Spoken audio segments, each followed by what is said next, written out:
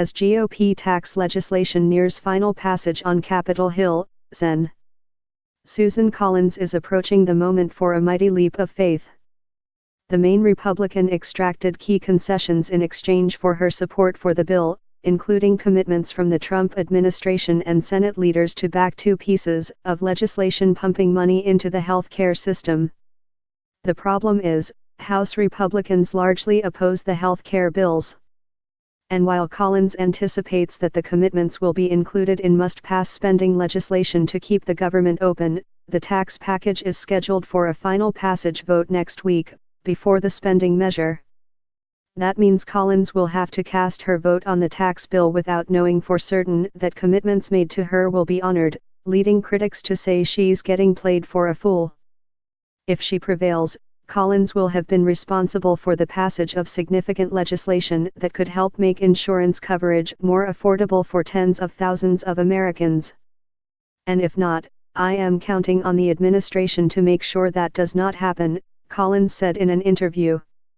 I would consider it a very serious breach of a promise to me. And, Collins added with a laugh, they don't want to do that.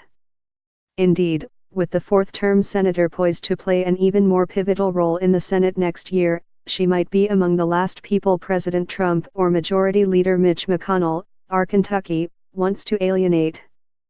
One of the few remaining moderate Republicans in the Senate, the 65-year-old Collins has repeatedly used her vote to sway outcomes and shape the debate on issues from nominations to health care to the environment.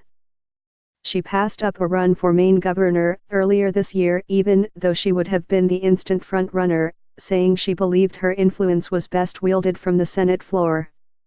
Republicans were joyful Friday as they finalized their tax plan, bridging differences between the House and Senate bills and moving another step closer to getting legislation to President Donald Trump by Christmas.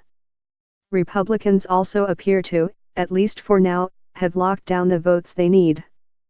Republicans were joyful Friday as they finalized their tax plan, bridging differences between the House and Senate bills and moving another step closer to getting legislation to President Donald Trump by Christmas.